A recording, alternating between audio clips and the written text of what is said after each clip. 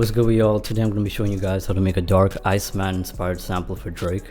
And as y'all know, this album is super anticipated, and I've really been loving the whole ICEMAN theme and the rollout so far. So let's get straight into it. Alright, so the first sound that I actually started this loop with was this contact violin. It's called the Chris Hines solo violin. It's actually a pretty popular violin. And the pattern itself is actually super simple. So, I mean, can't get any more simple than that.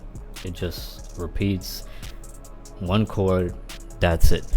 Now, the thing about the sample is what makes it good is not really the pattern, but it's more about the actual sound selection and the processing of the sample. So I'll show you guys what I mean in a second.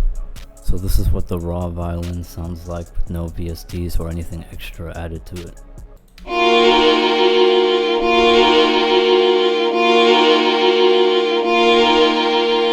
So it's a simple one chord progression, you know, nothing too special or crazy going on at all. It's just a repeating pattern, that's it. But what actually, you know, makes it special is, you know, when I added this VST called Retro Tape. It's basically one of my favorite tape emulator plugins out there, and it gives it that old feel, exactly what I was looking for. So, you know, this is it one more time before. And this is the finished rendered version with the retro tape.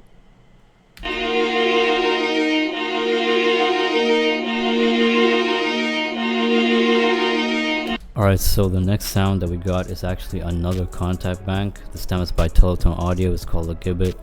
This is the preset Cynical Swarm, and I got another chord progression here. Simple, just repeating one chord.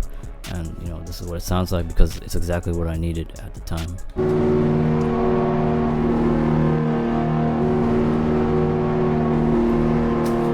That's it, nothing extra, just something for the background. So I actually liked how that sounded. It already sounded good, so I didn't even add any extra VSTs or anything to this one. Alright, so the next thing that I did was I added this bass to sort of fill out the sample and just sort of bring everything together. Simple bass, just following the root notes of the original melody by Baco Made This. This is what it sounds like.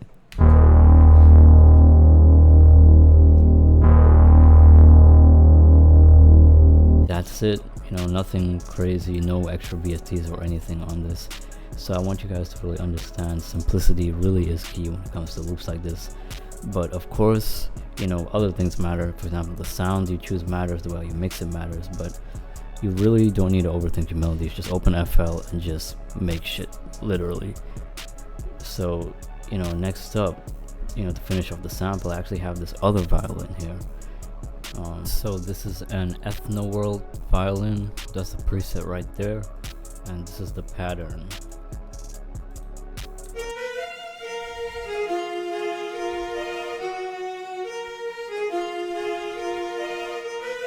And I really was just listening to the original melody and just clicking this in as it played. And you know, this was really just how I was kind of feeling in the moment. So I just clicked this in, and that was really it. And once again, thought it sounded good, nothing really on here.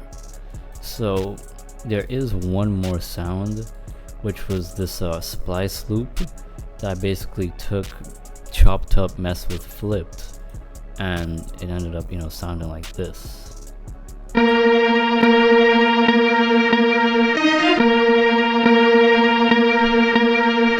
Now it does sound super choppy, but the sort of choppiness actually does help with the sample, at least this particular sample, because it did end up sounding good. Now the entire sample, I basically took everything and I put retro tape on the master, and then I pitched it down one. Alright, so this is what everything sounds put together with the sound shifter and the retro tape.